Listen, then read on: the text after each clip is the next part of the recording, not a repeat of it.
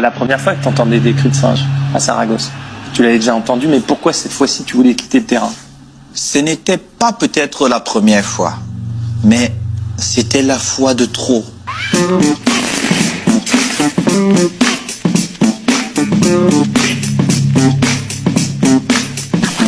C'était...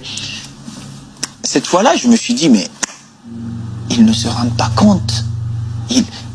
Ils sont en train d'offenser quelqu'un juste, pas par rapport à sa couleur de peau seulement. Juste parce qu'il est africain. Et regardez, ça c'est le geste d'Eto'o qui désigne la couleur de peau d'Alvaro et qui dit aux supporters de Saragosse, regardez messieurs, il a la même couleur de peau que moi et vous venez m'insulter. Comment une équipe qui a quand même des Noirs, même si c'était des Brésiliens, ils avaient la peau noire. Les supporters font des cris de singe à un autre qui a la même peau que leur joueur. Mais c'est parce que je suis africain. Et à ce moment-là, vu que des questions se bousculaient dans ma tête, j'ai pris la décision de quitter le stade.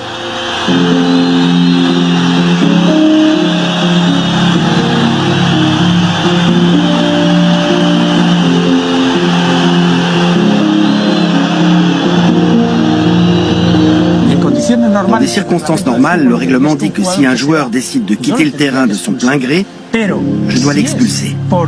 Mais si c'est parce qu'il se sent mal face à un acte raciste, je me dois de le protéger. S'il s'en va, je me dois de partir avec lui. La Ligue de football professionnel espagnole, la Fédération espagnole de football et le syndicat des footballeurs espagnols avaient lancé un protocole quelques mois plus tôt, au printemps 2005.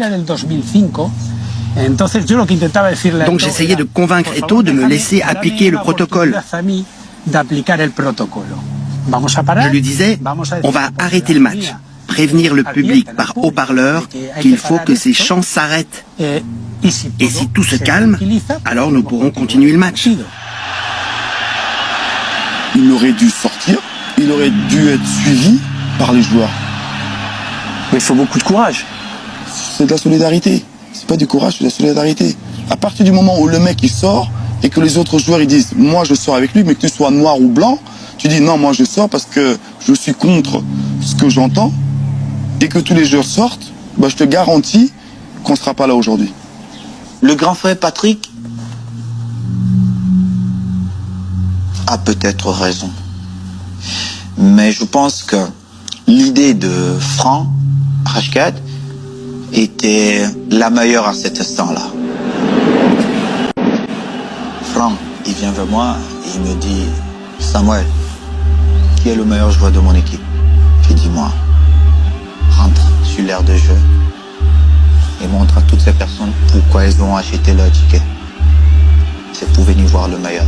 On sait qui fait quoi dans cette équipe. Et c'est toi. Et tu es africain. » Et je fais demi-tour. Mais Olivier, j'étais devenu quelqu'un d'autre. Et attention parce que là il va avoir envie Eto'o du coup. Il va avoir envie de venir marquer. Le corner de Ronaldinho a suivi le ballon derrière, la reprise de volée. La barre transversale. Ça sera un penalty. C'est Ronaldinho qui tire ce penalty.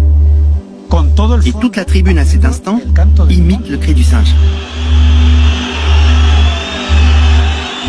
Comme Ronaldinho est noir aussi, ce sont les mêmes insultes venues de toute la tribune. Tout ça, je l'ai écrit dans mon rapport.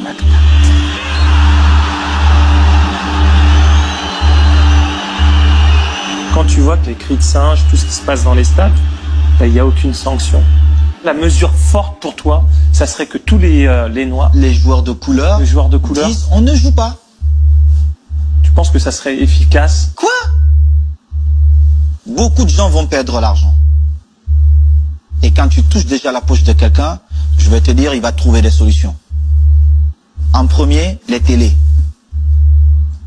Et tu verras que ces patrons-là mettront la pression à ces instances qui dirigent le football mondial et beaucoup de choses vont changer.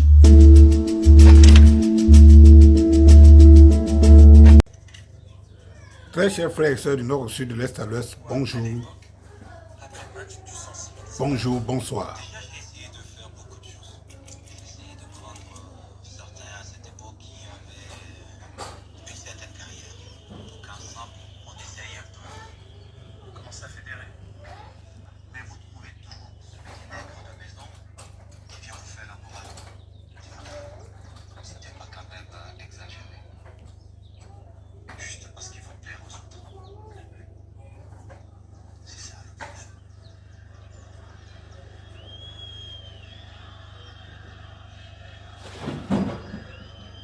Mais Captain Ned, il faut comprendre qu'en Espagne, comme probablement dans d'autres pays latins, on est tous des Espagnols, avec deux fantasmes à l'intérieur de nous que traiter.